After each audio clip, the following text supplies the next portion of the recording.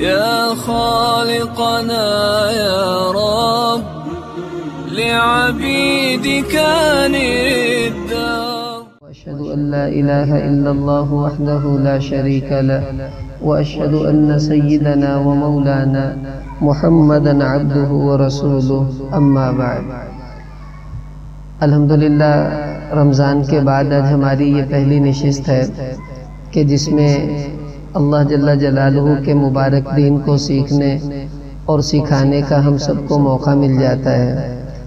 آج ہمارے درس کا موضوع ہے کہ دسترخوان کا دین سیکھنا، کیونکہ ہمارے نبی صلی اللہ علیہ وسلم نے ہمیں وہ مبارک دین عطا فرمایا کہ جس دین میں بیت الخلاء سے لے کے بیت اللہ تک پورے کی پوری مبارک زندگی اللہ کے نبی صلی اللہ علیہ وسلم نے ہم مسلمانوں کو سکھائی ہے۔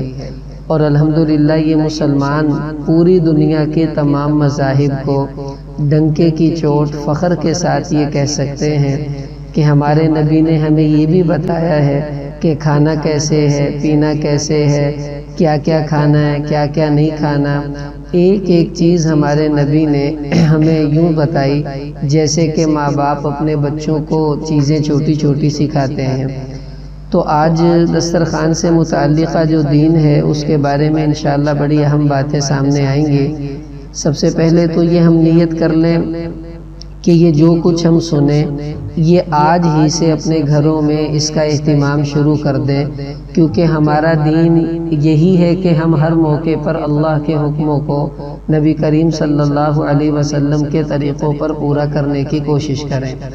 اب دیکھیں نبی اکرم صلی اللہ علیہ وسلم کے بارے میں پوچھا گیا کہ صحابہ رضی اللہ تعالی عنہم اور حضور علیہ السلام علی ما کانوا یاکلون کس چیز پر کھانا کھاتے تھے، تو آپ صلی اللہ علیہ وسلم کے بارے میں صحابہ کی طرف سے یہ بتایا گیا کہ علی السفرہ، کہ اللہ کے نبی صلی اللہ علیہ وسلم اور آپ کے صحابہ یہ دسترخوان پر بیٹھ کر کھانا کھاتے تھے۔ تو دیکھیں دسترخوان کا لگانا یہ ہمارا دین بھی ہے، ہمارے نبی کی سنت بھی ہے، اور بہت سارے اس میں وہ فائدے ہیں جو دنیاوی اعتبار سے عام لوگوں کی سمجھ میں نہیں آتے، لیکن اللہ نے اس میں بہت سے فوائد رکھے ہیں۔ اب دیکھیں یہ دسترخوان سے متعلقہ جو باتیں ہیں کچھ ایسی ہیں جن کا تعلق دسترخوان لگانے سے پہلے ہے، کچھ ایسی ہیں جن کا تعلق دسترخوان لگانے کے درمیان ہے، اور کچھ ایسی ہیں جن کا تعلق دسترخوان اٹھانے کے بعد ہے۔ لیکن میں انشاءاللہ ترتیب کے ساتھ وہ ساری باتیں عرض کرتا جاؤں گا ایک ایک کر کے، تاکہ ہمیں وہ تمام باتیں سامنے آ جائیں اور ان پر عمل کرنے کا جذبہ بھی ہمارے اندر پیدا ہو۔ تو سب سے پہلی سنت تو یہ کہ گھر میں دسترخوان لگا کر کھانا کھانا یہ بہت زیادہ اہم اور بہت زیادہ ضروری بات ہے، اس لیے کہ اس میں ایک تو کھانا ضائع ہونے سے بچتا ہے، کھانے کی بے اکرامی نہیں ہوتی۔ اب دیکھیں اگر بغیر دسترخوان کے کھانا کھا رہے ہیں، چھوٹے چھوٹے ذرے روٹی کے نیچے گریں گے، اس پر کیڑی، اب کوئی نیچے بیٹھا ہے یا لیٹا ہے وہ بھی پریشان، اور کیڑیاں جب دائیں بائیں گھومتی نظر آئیں گی تو آنے والے لوگوں کو بھی برا محسوس ہوگا۔ تو اس لیے دسترخوان لگانے سے ایک تو گھر کی صفائی رہتی ہے، اور دوسرا بڑا فائدہ یہ کہ دسترخوان لگانے سے روٹی اور سالن کی عزت بھی قائم رہتی ہے۔ طبرانی شریف کی روایت ہے، آپ صلی اللہ علیہ وسلم نے فرمایا کہ من اکرم الخبز اکرمہ اللہ، کہ جو انسان روٹی کی عزت کرتا ہے اللہ تعالیٰ بھی اس کو عزتیں عطا فرما دیتے ہیں۔ اب دیکھیں کوئی انسان آئے تو ہم کپڑا بچھاتے ہیں پھر اسے بٹھاتے ہیں، یہ اس کی عزت ہے، اور روٹی کی عزت یہ ہے کہ اس کے لیے دسترخوان بچھایا جائے پھر اس کے اوپر روٹی رکھ کر کھائی جائے، تاکہ اللہ جل جلالہ اس کی برکت سے ہمیں برکت والا رزق بھی دے اور ہمیں عزتیں بھی عطا فرمائے۔ تو ایک تو یہ نیت کر لیں کہ ہم اپنے گھروں میں دسترخوان لگا کر کھانا کھانے کا رواج بنائیں، بغیر دسترخوان کے کھانا اچھا نہیں۔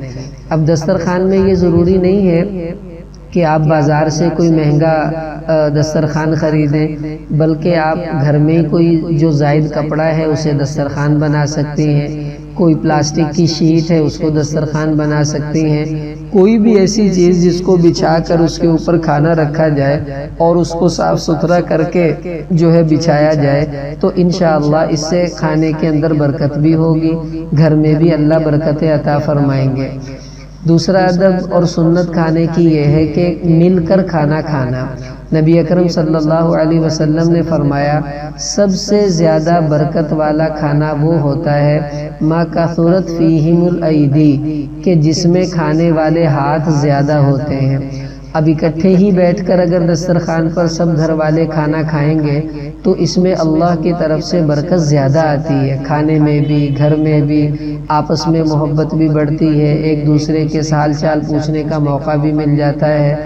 آپ نے دیکھا ہوگا رمضان المبارک میں کہ سحری میں، افطاری میں سب گھر والے جب اکٹھے بیٹھ کر کھانا کھاتے تھے اور افطاری سحری کرتے تھے، بچے بھی ہیں، بڑے بھی ہیں، سب موجود ہیں، تو کتنی محبت آپس میں ہوتی تھی، کتنا پیار آپس میں ہوتا تھا۔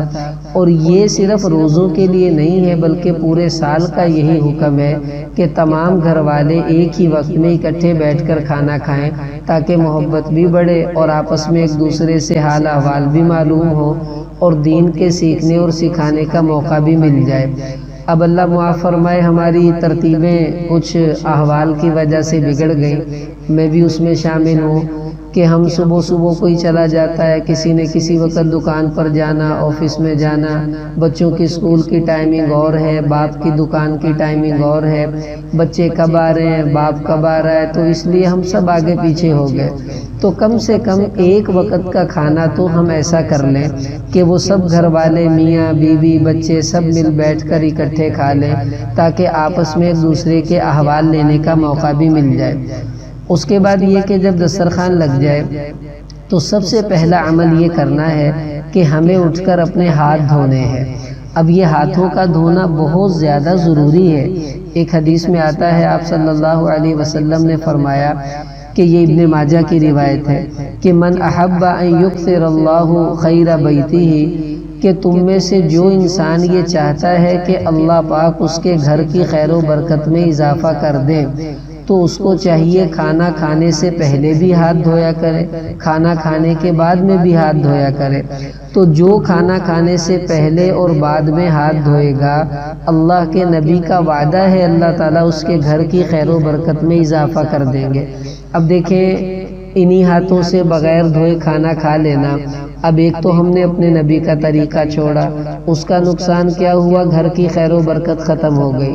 اور دوسرا نقصان جو سائنسی اعتبار سے ہے وہ یہ کہ ہاتھوں پر جو بھی جراثیم لگے ہوئے تھے وہ اس طرح کھانا کھانے سے وہ جراثیم ہاتھوں کے ذریعے منہ کے اندر سے ہوتے ہوئے پیٹ میں چلے جاتے ہیں۔ اب معدہ خراب ہو گیا، الٹیاں لگ گئیں، بیماریاں لگ گئیں، وہ ساری ان جراثیموں کا نتیجہ ہے جو ہاتھوں پر لگے ہوتے ہیں۔ بچے باہر گلیوں میں کھیلتے کودتے آتے ہیں اور آ کر ویسے ہی کھانا شروع کر دیتے ہیں۔ نہیں، یہ ماؤں کی ذمہ داری ہے، بچوں کو عادت ڈالیں، ان کو بتائیں کہ بیٹا ہمارے نبی کا طریقہ ہے ہاتھوں کو دھونا، چلو تم پہلے ہاتھ دھو کر آؤ پھر کھانا ملے گا ورنہ نہیں ملے گا۔ میں نے ایک کتاب میں قصہ پڑھا، ایک آدمی تھا، ڈرائیور تھا بس کا اور دوسرا کنڈکٹر، انہوں نے کہیں ہوٹل پہ کھانا کھایا، اس کے بعد بس چل پڑی۔ تھوڑی دیر کے بعد جو کنڈکٹر تھا وہ مر گیا۔ اب سب پریشان بھی، یہ کیا ہوا؟ تو ڈرائیور نے کہا ہم نے تو فلاں ہوٹل سے کھانا کھایا، لگتا انہوں نے کچھ ملایا ہوگا۔ اب جب اس کے ٹیسٹ ہوئے تو پتہ چلا کہ اس کے اندر سے زہر کی وجہ سے اس کی موت آئی ہے۔ اب انہوں نے کہا کھانا تو ڈرائیور نے کہا میں نے بھی کھایا ہے، مجھے تو کچھ نہیں ہوا، اس کے اندر زہر کہاں سے آ گیا؟ پلیٹ بھی ایک تھی، روٹی بھی وہی تھی۔ بعد میں تحقیق سے پتہ چلا کہ گاڑی جب چل رہی تھی تو کوئی سانپ گاڑی کے نیچے آ کے مر گیا تھا، ان کو تو نہیں پتہ چلا، اس کا زہر ٹائر کے اوپر لگا ہوا تھا۔ تو اکثر یہ کنڈکٹر نا گاڑی کے ٹائر پر ہاتھ مار کے چیک کرتے ہیں ہوا وغیرہ کہ پنچر تو نہیں ہوا، اس نے کہیں ہاتھ مارا ہوگا، وہ زہر اس کے ہاتھ پر لگ گیا۔ اب جب کھانا آیا تو بغیر ہاتھ دھوئے اس نے کھانا شروع کر دیا، تو وہ زہر اس کے ہاتھوں سے پیٹ میں گیا اور اس کی موت واقع ہو گئی۔ اگر نبی کی سنت کو زندہ کر لیتا تو یہ منہ نہ دیکھنا پڑتا اتنی پریشانی کا۔ اس لیے چاہے کچھ ہو یا نہ ہو، ہم ہم تو اپنے نبی کی سنت سمجھ کر ہاتھ دھوئیں گے، اس کی نیت کر لیں انشاءاللہ خود بھی، اور اپنے بچوں کو بھی اس کی عادت ڈالنی ہے کہ وہ ہاتھ دھوئے بغیر کھانا کھانے کے لیے نہ آئیں۔ اگر آج عادت ڈالیں گے انشاءاللہ وہ بڑے ہو کے بھی اس عادت پر قائم رہیں گے۔ اب یہ دسترخوان کا دین ہے جو ہم سیکھنے آئی ہیں، اور اللہ تعالی ہمیں اس پر عمل کی توفیق دے دے تو یہ 3 وقت ہر گھر میں دسترخوان لگتا ہے، ناشتے کا، دوپہر کے کھانے کا، رات کے کھانے کا۔ تو کتنا بڑا دین کا حصہ ہے جو ہم نے سیکھا نہیں آج تک، اب یہ اس کی ہم سیکھنے کے لیے آئی ہیں، اللہ ہمیں اس کی توفیق دے دے۔ اسی طرح گھر میں بہتر یہ ہے بجائے اس کے کہ سب اٹھ کر جائیں اور ہاتھ دھو کر آئیں، بازار سے ہاتھ دھونے کے لیے ایک اسپیشل برتن ملتا ہے، اس میں چھوٹے چھوٹے سوراخ بھی ہوتے ہیں، چھوٹا سا ایک لوٹا ملتے ہیں۔ ہم لوگ پٹھانوں کے علاقوں میں جاتے ہیں جماعتوں میں تو بڑی خوشی ہوتی ہے، ان کے چھوٹے چھوٹے بچے آتے ہیں جماعت والے ساتھیوں کے پاس، ایک کے ہاتھ میں برتن ہے، دوسرے کے ہاتھ میں پانی کے لوٹا پکڑا ہوا ہے، اور ایک پانی ڈالتا ہے ہمارے ہاتھ دھلاتا ہے، دوسرا برتن نیچے رکھتا ہے جس میں پانی ڈلتا ہے۔ تو ہمیں دسترخوان سے اٹھنے نہیں دیتے، بیٹھے بیٹھے ہی دسترخوان پر وہ ہمارے ہاتھ دھلوا دیتے ہیں۔ تو یہ ماشاءاللہ ان کے علاقوں کا ماحول ہے، تو ہم بھی اپنے بچوں کو ایسا بنائیں اور وہ برتن گھر میں لے آئیں، جہاں اور فول بازار سے لاتی ہیں چلو یہ بھی لے آئیں، کہ ہاتھ دھونے کے لیے دسترخوان کا جو اسپیشل برتن ہے وہ ہر گھر میں ہو۔ پھر بیٹھے بیٹھے اپنے بچوں سے کہیں چلو بیٹا امی کے ہاتھ دھلاؤ، دادی کے ہاتھ دھلاؤ، ابو کے ہاتھ دھلاؤ، تاکہ بچوں کو خدمت کا جذبہ بھی پیدا ہو اور ہاتھ دھونے کی عادت بھی پڑ جائے۔ اس کے بعد جب دسترخوان لگ گیا، اب ہم نے بیٹھ کر کھانا کھانا ہے۔ کھڑے ہو کر کھانا کھانا نبی اکرم صلی اللہ علیہ وسلم سے اور صحابہ سے ثابت نہیں، بغیر عذر کے کھڑے ہو کر کھانا بہت بری بات ہے اور سنت کے سخت خلاف ہے۔ اس لیے کوشش کریں کہ بیٹھ کر ہی کھانا کھانے کی عادت بنائیں۔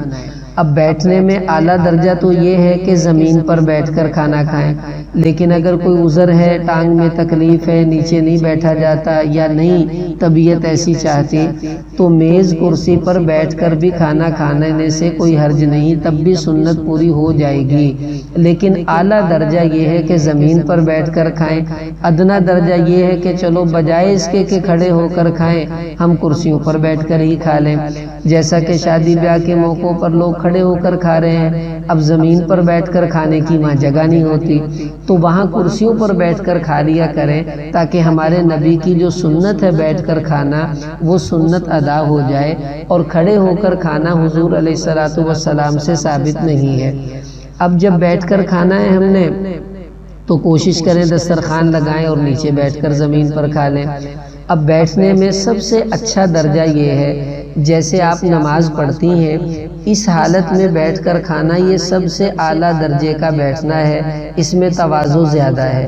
آپ علیہ السلام نے فرمایا آکلوا کما یاکل العبد، میں تو ایسے کھانا کھاتا ہوں جیسے غلام کھانا کھاتا ہے، یعنی پوری عاجزی کے ساتھ، پوری تواضع کے ساتھ میں بیٹھتا ہوں۔ اب وہ نماز والی حالت سب سے زیادہ تواضع کی ہے، اس کو اختیار کر لیا جائے۔ اگر ایسا ممکن نہیں ہے تو اپنا دایاں پاؤں کھڑا کر لیں، بایاں پاؤں بچھا کر اس کے اوپر بیٹھ جائیں اور یوں کھانا کھا لیں، یہ بھی تواضع کی حالت ہے۔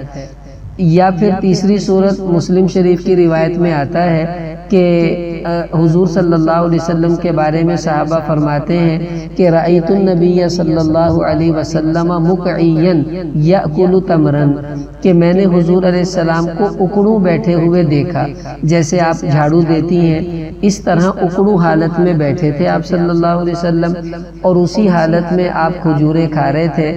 لیکن اس طرح بیٹھنا بھی مشکل ہے اور عام طور پر اچھا بھی نہیں لگتا۔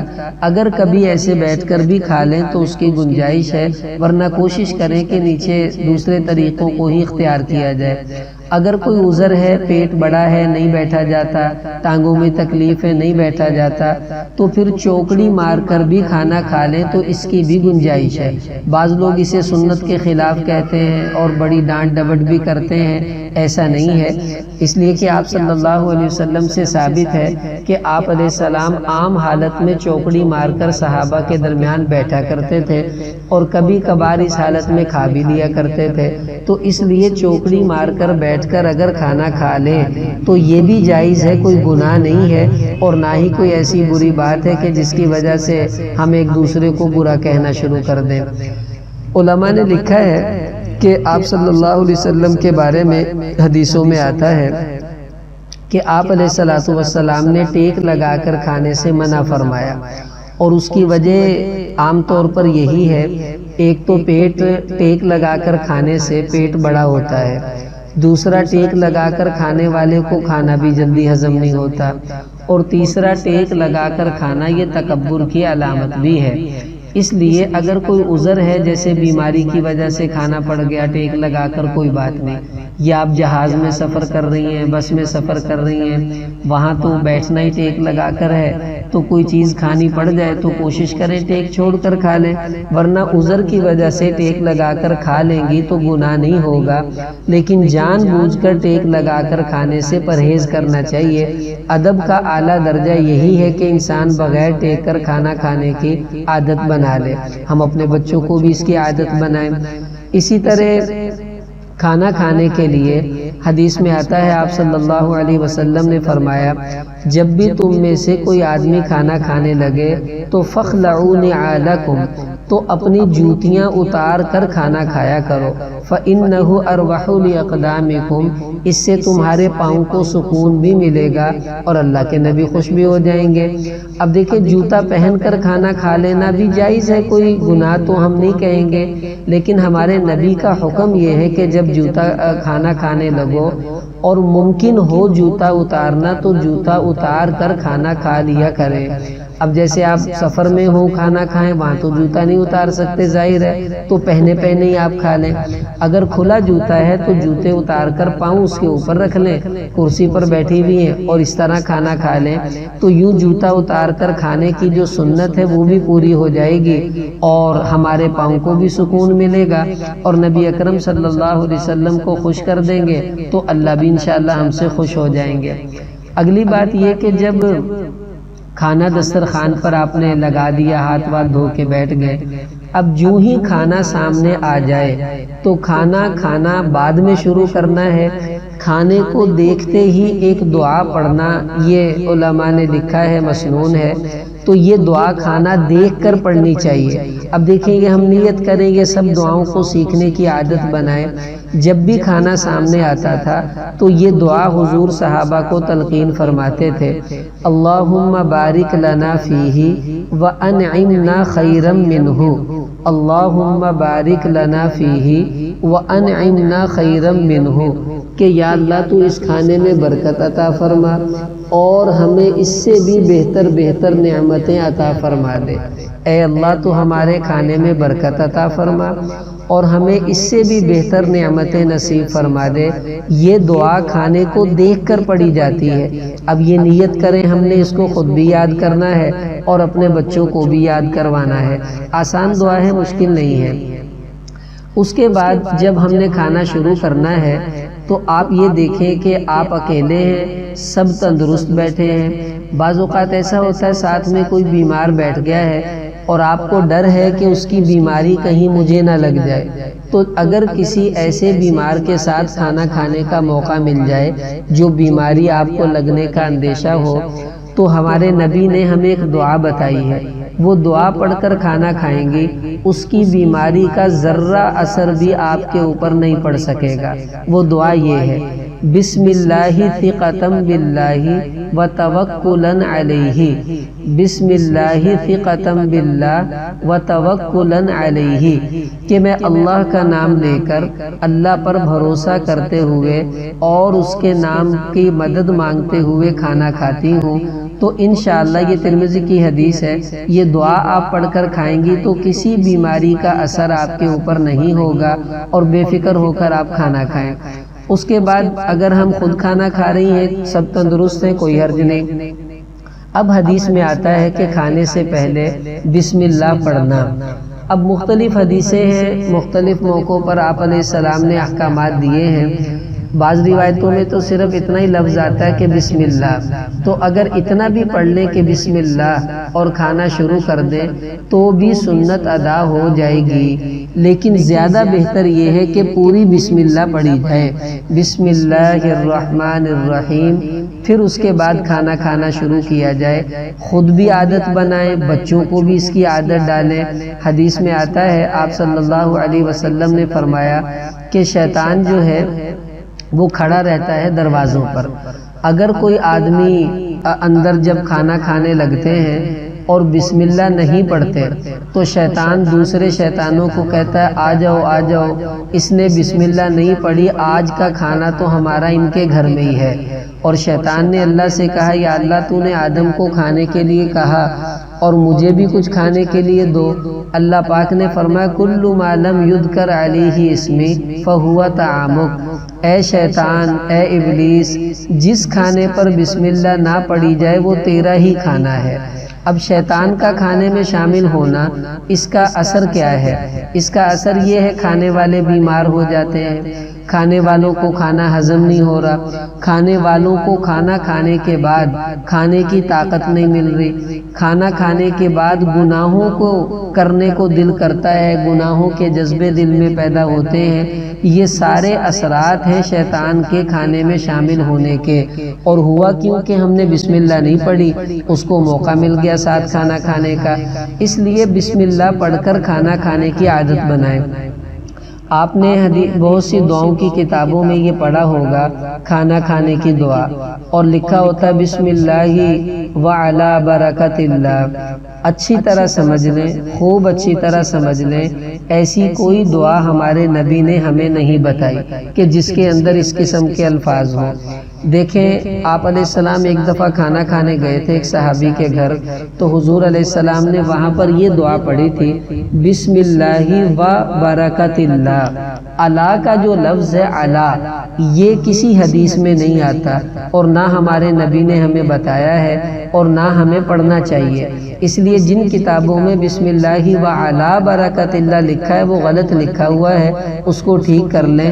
اصل دعا ہے بسم اللہ و برکت اللہ، اللہ کے بغیر۔ یہ بھی پڑھ دیں تو درست ہے، ورنہ بسم اللہ الرحمن الرحیم یہ پڑھ دیں تو بھی انشاءاللہ کافی ہو جائے گا۔ اب کبھی ایسا ہوتا ہے کہ بسم اللہ پڑھنا ہی بھول گئے، بعد میں یاد آیا کھانے کے درمیان میں یا آخر میں، تو جب بھی یاد آئے تو یہ دعا پڑھیں بسم اللہ اولہ و آخرہ، بسم اللہ اولہ و آخرہ، یہ دعا بھی پڑھ دیں بعد میں تو بھی انشاءاللہ کافی ہو جائے گا۔ اس لیے کہ نبی اکرم صلی اللہ علیہ وسلم نے یہ دعا خود بتائی ہے کہ اگر کوئی آدمی کھانا کھانے کے وقت شروع میں بسم اللہ بھول جائے تو آخر میں یہ دعا پڑھ لے تو اللہ تعالیٰ اس کے سارے کھانے کے دوران بسم اللہ پڑھنے والا اجر جو ہے اسے عطا فرما دیں گے۔ ایک دفعہ ایسا ہوا ایک صحابی کھانا کھا رہے تھے، وہ بسم اللہ پڑھنا بھول گئے۔ بعد میں یہ ہوا کہ ان کو یاد آ گیا کہ وہ میں نے تو بسم اللہ پڑھی نہیں۔ پھر چند لقمے رہ گئے تھے تو انہوں نے کھانے کے آخر میں یہ دعا پڑھ دی بسم اللہ اولہ و آخرہ، تو حضور ہنسنے لگ گئے۔ صحابہ نے پوچھا یا رسول اللہ آپ کیوں ہنس رہے ہیں؟ آپ علیہ السلام نے ارشاد فرمایا اصل میں یہ جب کھانا کھا رہا تھا اس نے بسم اللہ نہیں پڑھی تو شیطان بھی اس کے ساتھ کھانا کھانے لگ گیا، تو جب اس نے آخر میں یہ دعا پڑھ دی بسم اللہ اولہ و آخرہ، تو جتنا کھانا شیطان نے کھایا تھا وہ سارے کے سارے کھانے کی الٹی ہو گئی اور قے آ گئی۔ تو مجھے ہنسی اس لیے آئی کہ بیچارے نے کھایا بھی اور اس کو ہضم بھی نہ ہوا۔ اس لیے علماء نے لکھا بہتر یہ ہے کہ جب دسترخوان پر بیٹھے تو بسم اللہ کو تھوڑا اونچا پڑھ لیا جائے، یہ زیادہ اچھا ہے۔ یعنی ایک بھی ہم میں سے اونچا پڑھ لے گا تو باقی سب کو بسم اللہ سنائی دے دے گی، تو سب کو یاد آ جائے گا کہ ہاں ہم نے بسم اللہ پڑھنی ہے۔ تو اس لیے بسم اللہ ایک دسترخوان پہ اونچا پڑھ لے تو یہ بھی اچھی بات ہے۔ اس کے بعد یہ کہ کھانا کھانے کے لیے کھانا دائیں ہاتھ سے کھانا شروع کرنا چاہیے۔ اب دیکھیں نبی اکرم صلی اللہ علیہ وسلم نے دائیں ہاتھ کو اچھے کاموں کے لیے اور بائیں ہاتھ کو نامناسب کاموں کے لیے متعین فرمایا، جیسے استنجا کرنا، کوئی ایسا عمل کرنا وہ بائیں ہاتھ سے، کھانا کھانا، سلام وغیرہ لینا وہ سب دائیں ہاتھ سے۔ اب حدیث میں آتا فَإِنَّ الشَّيْطَانَ يَأْكُلُ بِشِمَالِهِ، مسلم شریف کی روایت ہے، آپ علیہ السلام نے فرمایا جو شیطان ہے یہ الٹے ہاتھوں سے کھانا کھاتا ہے، اس لیے تمہیں چاہیے کہ تم دائیں ہاتھ سے کھانا کھاؤ۔ ایک دفعہ ایسا ہوا ایک آدمی حضور کے ساتھ بیٹھا کھانا کھانے لگا، تھا یہ منافق، تو الٹے ہاتھ سے کھا رہا تھا۔ آپ صلی اللہ علیہ وسلم نے کہا بھئی دائیں ہاتھ سے کھاؤ، تم الٹے ہاتھ سے کیوں کھا رہے ہو؟ تو اس نے جان بوجھ کر جھوٹ موٹ کہہ دیا کہ جی میرے دائیں ہاتھ میں کوئی مسئلہ ہے، میں اس سے کھانا نہیں کھا سکتا۔ تو آپ صلی اللہ علیہ وسلم کو اللہ نے وحی کے ذریعے بتا دیا کہ یہ جھوٹ بول رہا ہے۔ تو حضور نے فرمایا اللہ کرے اب تیرا ہاتھ تیرے منہ تک اٹھے ہی نہ اور تو اس سے کھانا کھا ہی نہ سکے۔ اسی وقت اس آدمی کے دائیں ہاتھ پہ فالج آ گیا، پھر پوری زندگی وہ دائیں ہاتھ سے کچھ کھا پی نہ سکا۔ یعنی کتنی بری بات ہے کہ نبی کے سامنے اس طرح کا معاملہ پیش کرنا۔ تو ہم بھی اپنے بچوں کی عادت بنائیں، اپنی بھی عادت بنائیں، دائیں ہاتھ سے کھانا چاہیے، بائیں ہاتھ سے شیطان کھاتا ہے۔ لیکن اگر کوئی عذر ہے، یعنی دائیں ہاتھ میں کوئی تکلیف ہے یا دایاں ہاتھ گندا ہے، فی الحال آپ دھو بھی نہیں سکتے اور بایاں ہاتھ صاف ہے، تو عذر کی وجہ سے الٹے ہاتھ سے اگر کبھی کبھار کوئی ایک دو لقمے لے لیں تو یہ کوئی گناہ نہیں ہے، لیکن بائیں ہاتھ سے کھانے کی عادت بنانا یہ گناہ ہے، اس سے ہم سب کو بچنا چاہیے۔ اس کے بعد یہ کہ لوگوں میں یہ بات مشہور ہے کہ کھانے سے پہلے نمک چاٹنا سنت ہے۔ اچھی طرح سمجھ لیں، نبی اکرم صلی اللہ علیہ وسلم نے کبھی ہمیں نہیں کہا کہ کھانے سے پہلے نمک چاٹو، اور نہ کبھی حضور سے ثابت ہے کہ آپ صلی اللہ علیہ وسلم نے کھانے سے پہلے کبھی نمک کھایا ہو۔ ہاں حکیموں کی بات ہو سکتی ہے کہ اگر ڈاکٹر یا حکیم کہے تو علاج کے طور پر تو کھانے سے پہلے نمک کھا لیں، لیکن عبادت اور سنت سمجھ کر کھانے سے پہلے نمک کھانا، اس کی کوئی حدیث کوئی بات ہمیں دین میں نہیں ملتی، اس لیے ہمیں اس سے بچنا چاہیے۔ اس کے بعد یہ ادب ہے کہ جب کھانا کھانے لگے تو اپنے سامنے سے کھانا کھانا چاہیے۔ دیکھیں اب دوسروں کے سامنے سے کھانا لقمہ ڈالیں گے تو ظاہر ہے اس کو برا بھی لگے گا اور محسوس بھی ہوگا، اور یہ ادب ہم نے اپنے بچوں کو بھی سکھانا ہے۔ نبی اکرم صلی اللہ علیہ وسلم کھانا کھا رہے تھے تو ام سلمہ رضی اللہ تعالی عنہ کا ایک لڑکا تھا، وہ بھی حضور کے ساتھ کھانا کھانے لگا۔ تو اب چونکہ بچے چھوٹے ہوتے ہیں تو اس نے بسم اللہ نہیں پڑھی، جو ہی کھانا شروع کیا حضور نے اس کا ہاتھ پکڑ لیا اور فرمایا سم اللہ، بیٹے بسم اللہ پڑھو پہلے۔ اس نے بسم اللہ پڑھی۔ ہم بھی اپنے بچوں کا ہاتھ پکڑیں اور کہیں چلو پہلے بسم اللہ پڑھو۔ پھر اس کے بعد وہ جب کھانا کھانے لگا تو الٹے ہاتھ سے کھانے لگا، حضور نے پھر اس کا ہاتھ پکڑ لیا اور فرمایا کل بیمینک، بیٹا اپنے دائیں ہاتھ سے کھاؤ۔ اب اس نے دائیں ہاتھ سے کھانا شروع کیا۔ جب لقمہ لیا تو اپنے آگے سے کھانے کی بجائے حضور کے آگے سے اس نے لقمہ ڈالا، حضور نے پھر اس کا ہاتھ پکڑ لیا اور فرمایا کل مما یلیکا، بیٹا اپنے سامنے سے کھاؤ، میرے سامنے سے کیوں کھا رہے ہو؟ اب یہ ادب ہمیں بھی اپنے بچوں کو سکھانا ہے کہ بسم اللہ پڑھو، دائیں ہاتھ سے کھاؤ، بیٹھ کر کھاؤ، اپنے سامنے سے کھاؤ۔ لیکن علماء نے لکھا کہ اگر مختلف قسم کے کھانے دسترخوان پر پڑے ہوں تو پھر کسی کے سامنے سے کوئی چیز اٹھا لینا یہ برا نہیں ہے، خود نبی اکرم صلی اللہ علیہ وسلم سے بھی ثابت ہے۔ ایک دفعہ آپ علیہ السلام کہیں دسترخوان پر تھے تو مختلف قسم کی کھجوریں پڑی تھی، کچھ کھجوریں حضور کے سامنے تھی اور دوسری قسم کی کھجوریں دوسرے صحابہ کے سامنے تھی۔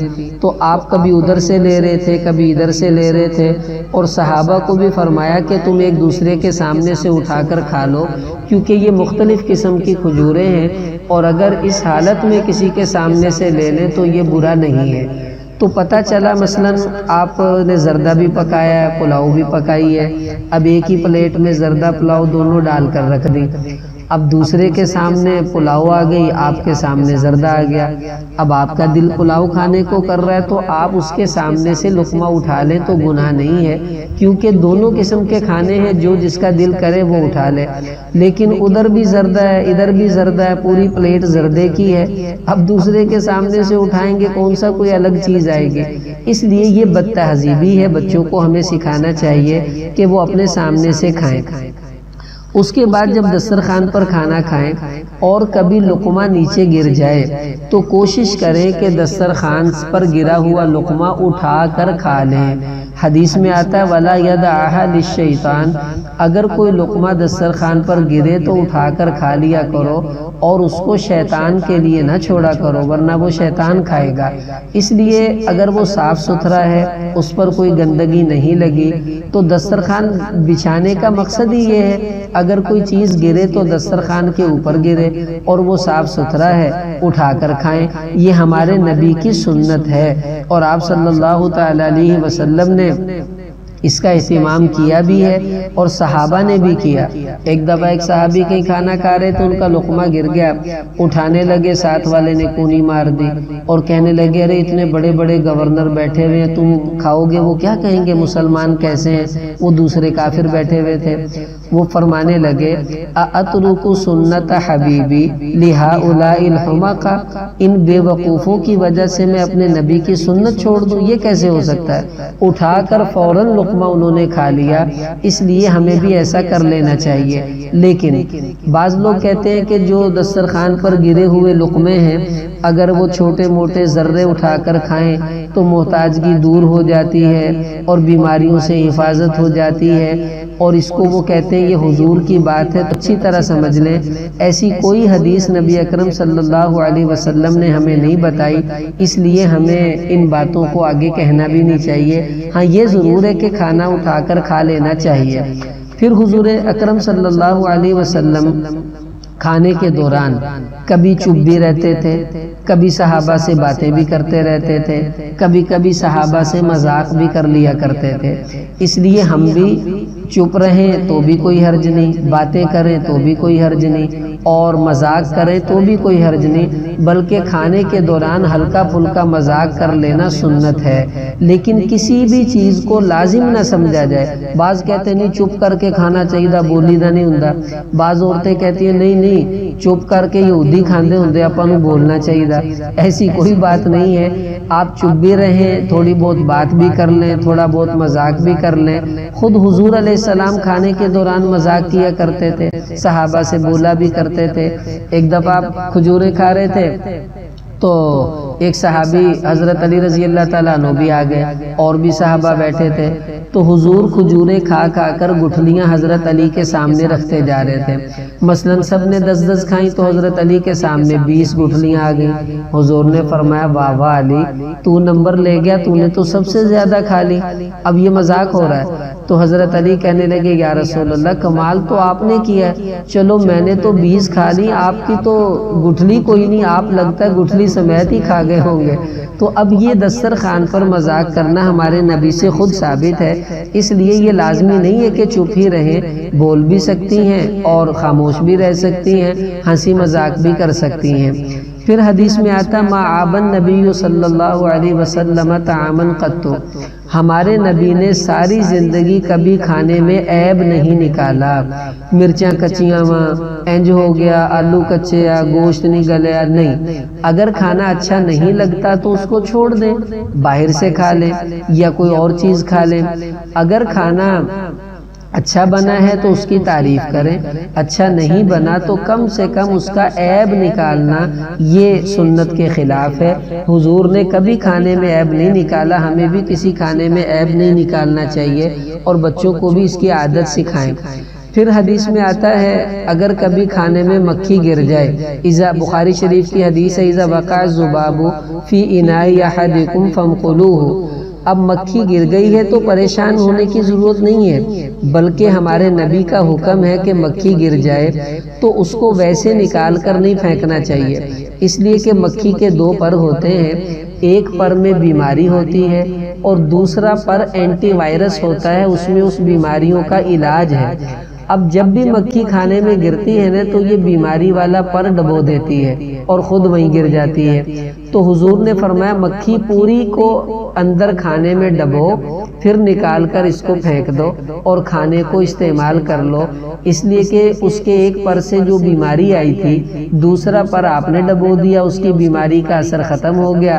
اب کھانا صاف ستھرا ہے، آپ اس کو کھانا چاہیں تو کھا لیں، لیکن کھانا ناپاک نہیں ہوا اور نہ ہی اس سے ہمیں کوئی پریشان ہونا چاہیے۔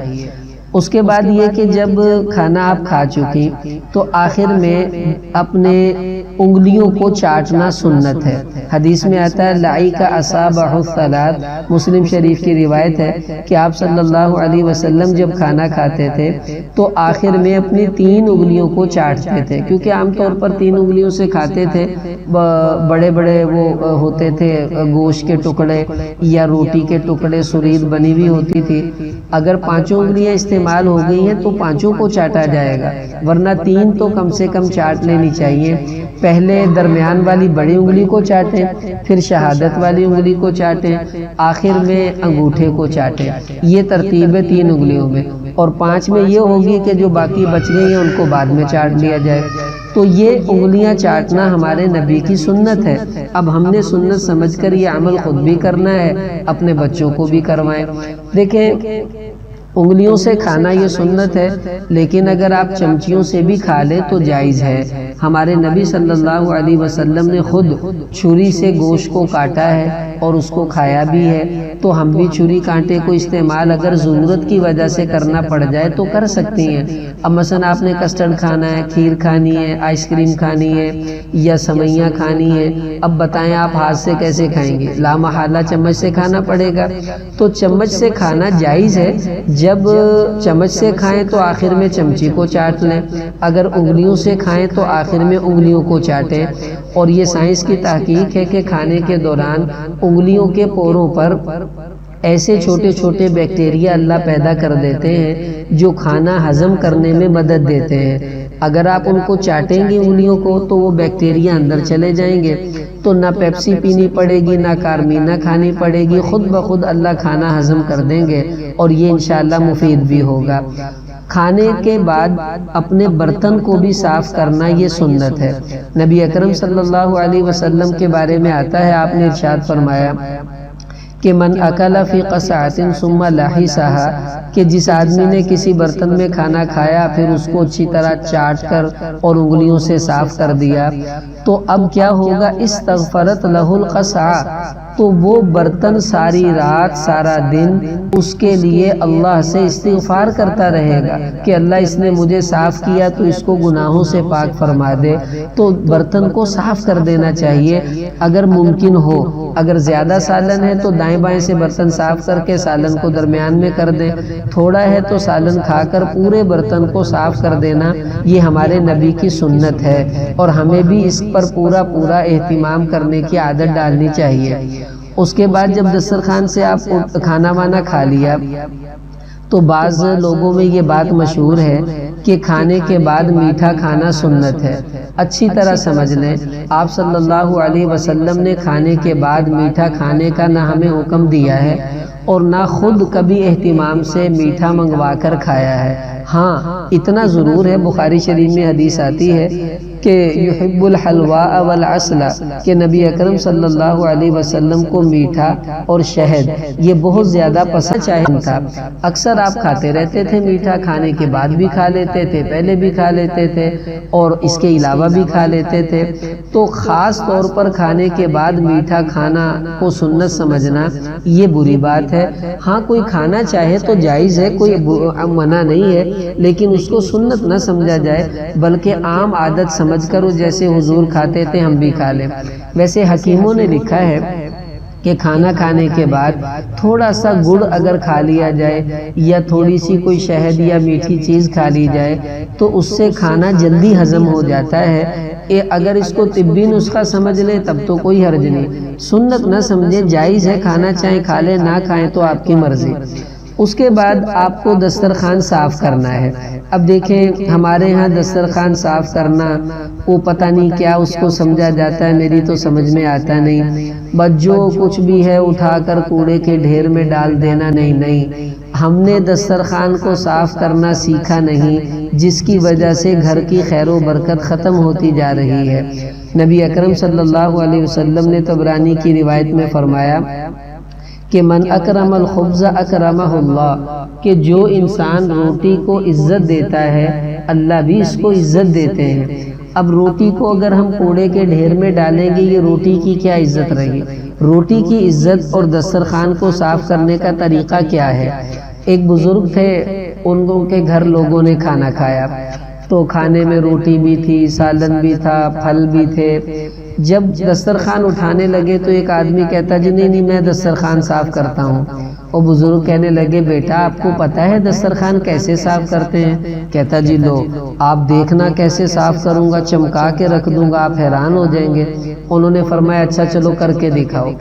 اس نے جلدی سے سب کچھ سمیٹا اور شاپر میں ڈالنے لگا۔ انہوں نے کہا بس بس بس، میں نے اسی لیے پوچھا تھا کہ بیٹا دسترخوان کو صاف کرنا سیکھا بھی ہے کہ نہیں سیکھا؟ اب میں بتانے لگا ہوں انہوں نے کیا طریقہ بتایا تھا۔ دیکھیں ایک دسترخوان وہ ہے جس سے صرف انسان کھائیں، انہوں نے کھایا پیا اور ختم، اور ایک دسترخوان وہ ہے جس پر اللہ کی ساری مخلوق کھائے جو جو اللہ نے بنائی ہے، اور وہ اللہ نے ان کا رزق ہمارے دسترخوان میں رکھا ہوتا ہے اور ہم ان کا رزق ضائع کر دیتے ہیں۔ مثلا ان بزرگوں نے کہا بیٹا ٹھہرو، انہوں نے اس میں سے سب سے پہلے ہڈیاں نکالی اور ہڈیاں نکال کر اس کو کہا یہ چھت کے اوپر ڈال کر آؤ، یہ ہڈیاں بلی کھائے گی۔ اور واقعی ایسا ہوا، اس نے ڈالا، بلی آئی اور اس نے ہڈیوں کو کھانا شروع کر دیا۔ پھر انہوں نے بیچ میں سے روٹیاں نکالی اور روٹیوں کے ٹکڑے نکال کر کہا اس کو باہر بھینس کے آگے ڈال کر آؤ۔ اس نے ڈالا تو بھینس نے وہ روٹیاں کھانی شروع کر دی۔ پھر انہوں نے پھلوں کے چھلکے نکالے، آم کے جو جو چھلکے تھے، کہا کہ بیٹا یہ باہر جو بکری ہے یہ بکری کے آگے ڈال کر آؤ۔ اس نے چھلکے بکری کے آگے ڈالے، وہ بکری نے کھا لیے۔ اب کیا پیچھے بچا؟ چھوٹے چھوٹے کھانے کے ذرے۔ کہا کہ ان چھوٹے چھوٹے ذروں کو اٹھا کر دیوار کے کونے میں چھت کے اوپر جا کر ڈال دو۔ اس نے کہا جی یہ کیا ہوگا؟ فرمانے لگے ان چھوٹے چھوٹے کنکروں کو جو ہے وہ کیڑیاں کھائیں گے۔ جب اس نے وہاں کونے میں وہ ڈالے، چھوٹی چھوٹی کیڑیاں آئیں، انہوں نے بیچاریوں نے اپنے اپنے حصے کا لیا۔ اب کہنے لگے دیکھو ایک دسترخوان پر صرف انسانوں نے کھانا کھانا تھا، اسی دسترخوان پر انسانوں نے بھی کھایا، بلی نے بھی کھایا، بکری نے بھی کھایا، گائے نے بھی کھایا، چیونٹیوں نے بھی کھایا، اور اوپر اڑنے والے پرندے وہ بھی کوئی ضرورت کا اپنا ٹکڑا بکڑا اٹھا لیں گے۔ تو ساری مخلوق دیکھو دسترخوان سے کھانا کھاتی ہے۔ یہ دسترخوان کا دین ہے جو ہم نے نہیں سیکھا۔ اب نیت کر لیں آج کے بعد ہم اپنا دسترخوان یوں صاف کیا کریں گی، اگر محلے میں کوئی بکری ہے تو اس کو پھل کے چھلکے ڈلوا دیں، گائے بھینس ہے تو اس کے سامنے روٹی کے ٹکڑے ڈلوا دیں، ورنہ بلیاں تو ماشاءاللہ خود ہی گھر میں آ جاتی ہیں، تو چھت پر ہڈیوں کے وہ پھینک دیں تاکہ وہ اس کو وہاں پر کھا لیا کریں۔ اب دیکھیں آپ کے فیڈر میں بچوں کا دودھ ہوتا ہے، اب کبھی ایسا ہوتا ہے وہ دودھ خراب بھی ہو جاتا ہے یا بچ جاتا ہے۔ اب بچا ہوا دودھ بجائے اس کے کہ آپ اس کو نالی میں ڈالیں، آپ اس بچے ہوئے دودھ کو چھت کے اوپر کوئی پیالہ بنائیں، اس کے اندر ڈال دیا کریں۔ بلی آئے گی، اس کے بچے آئیں گے، وہ پی لیں گے، ان کا پیٹ بھر جائے گا۔ اب بلی کو تو نہیں پتا نا آپ نے فیڈر میں سے نکالا ہے کہ اس میں سے ہنڈیا میں سے نکالا ہے، لیکن بجائے اس کے کہ وہ دودھ نالی میں جائے، اچھا ہے کہ وہ دودھ بلی کے پیٹ میں چلا جائے تاکہ وہ پی کر ہمیں دعا دے، اللہ ہماری پریشانیوں کو دور کر دے۔ تو یہ دسترخوان کو صاف کرنے کا طریقہ ہے۔ اب دسترخوان صاف ہو گیا، اب ہم نے کھانے کے بعد دعائیں بھی پڑھنی ہیں، یہ بھی دسترخوان کے دین میں شامل ہے۔ اب دیکھیں ایک دعا تو عام آپ سنتی ہوں گی، الحمدللہ الذی اطعمنا وسقانا وجعلنا مسلمین، ٹھیک ہے یہ دعا بھی اچھی ہے، پڑھ لیں۔ ایک حدیث میں اللہ کے نبی نے یہ دعا بتلائی کہ جو آدمی کھانا کھانے کے بعد یہ دعا پڑھے، الحمدللہ الذی اطعمنی ھذا الطعام ورزقنیہ من غیر حول منی ولا قوہ۔ اب چھوٹی سی دعا ہے، کھانا کھانے کے بعد یہ دعا پڑھ لیں تو حضور نے ارشاد فرمایا اللہ پاک اس کے پچھلے گناہوں کو معاف فرما دیتے ہیں۔ دیکھو پنجابی میں کہتے کھاؤ قربانیاں تے پنو بادام، کھانا بھی کھایا گناہ بھی معاف ہوئے، اور ہمیں کیا چاہیے کہ کتنا مبارک دین اللہ نے ہمیں عطا فرمایا کہ جس میں کھانا کھانے پر گناہ بھی معاف ہو جاتے ہیں۔ یہ دعا بھی یاد کریں تاکہ جب بھی کھانا کھائیں ہمارے گناہ معاف ہو جائیں۔ پھر جب دسترخوان سے اٹھنا ہے تو نبی اکرم صلی اللہ علیہ وسلم نے دسترخوان سے اٹھنے کی دعا بتلائی، الحمدللہ حمدا کثیرا طیبا مبارکا فیہ غیر مکفی ولا مودع ولا مستغنا عنہ ربنا۔ یہ دعا دسترخوان سے اٹھنے کی ہے، ہم اس کو بھی یاد کریں تاکہ روزانہ کی سنت زندہ کرنے کا ہمیں موقع مل جائے۔ عورتیں بیچاری پتہ نہیں کیا کیا یاد کرتی رہتی ہیں، اول فول۔ اپنے نبی کی دعائیں یاد کریں، حدیثیں یاد کریں، تاکہ اللہ کے نبی کی زندگی پر عمل کرنے کا جذبہ بھی ہمارے اندر پیدا ہو۔ پھر اس کے بعد آپ نے ہاتھ دھونا ہے۔ اب ہاتھ دھوتے وقت بھی ہمارے نبی نے دعا بتائی کہ کھانے کے بعد ہاتھ دھوئیں تو یہ دعا پڑھنی ہے۔ وہ دعا جو ہے کھانا ہضم کرنے کی دعا بھی یہی ہے۔ اگر آپ نے کھانا زیادہ کھا لیا کوئی بات نہیں، ہاتھ دھوتے وقت یہ دعا پڑھیں، اللہ پاک خود بخود کھانے کو ہضم فرمائیں گے۔ دعا یہ ہے، اللہم اشبعت و ارویت فہنئنا ورزقتنا فاکثرت واطبت فزدنا۔ اللہ تو نے خوب کھلایا، خوب پلایا، اب اس کو ہضم بھی کر دے، اور تو نے ہمیں بہت اچھا رزق دیا، ہمیں اور زیادہ رزق عطا فرما۔ یہ دعا ہاتھ دھوتے وقت پڑھنی ہے کھانا کھانے کے بعد۔ اب دیکھیں، اب یہ کتنی دعائیں ہیں جو شروع میں پڑھنی ہیں، بیچ میں پڑھنی ہے، آخر میں پڑھنی ہے، اور کتنی ایسی دعائیں ہیں جو ہمیں خود یاد بھی کرنی ہیں، اپنے بچوں کو بھی یاد کروانی ہے۔ اب یہ سارے کا سارا دسترخوان کا دین تھا جو میں نے ترتیب سے آپ کے سامنے رکھ دیا ہے۔ اب دیکھیں، اگر مسلمان کا دسترخوان اور کافر کا دسترخوان اس میں کوئی فرق نہ ہو تو بتائیں پھر ہم کاہے کے مسلمان ہوئے؟ مسلمان کے دسترخوان سے پتہ چلے گا کہ یہ مسلمان ہے۔ اس لیے اب آج سے نیت کر لیں کہ انشاءاللہ ہم نے اپنے گھروں میں ان تمام دسترخوان کی سنتوں کو، باتوں کو زندہ کرنا ہے۔ اگر آج ہی مثلا اب رات کا کھانا تو سب نے کھانا ہے، آج رات کے کھانے میں یہ ساری سنتوں کو زندہ کریں، دسترخوان لگانا، دعائیں پڑھنا، نیچے بیٹھنا وغیرہ وغیرہ جو عرض کیا، تو انشاءاللہ اللہ آج ہی ہم سے خوش ہو جائیں گے کہ الحمدللہ میری بندیوں نے میرا حکم، میرے نبی کے طریقے کو اپنے گھروں میں زندہ کر دیا ہے۔ ہو سکتا ہے یہ دسترخوان کا دین ہی قیامت والے دن ہماری مغفرت کا ذریعہ بن جائے، اللہ سے معافی ملنے کا ذریعہ بن جائے۔ تو یہ نیت ہم کر لیں، انشاءاللہ اللہ اس کی برکت سے ہمارے سب معاملات کو آسان فرما دیں گے۔ اللہ پاک ہم سب کو ان تمام باتوں پر عمل کرنے کی توفیق عطا فرمائے۔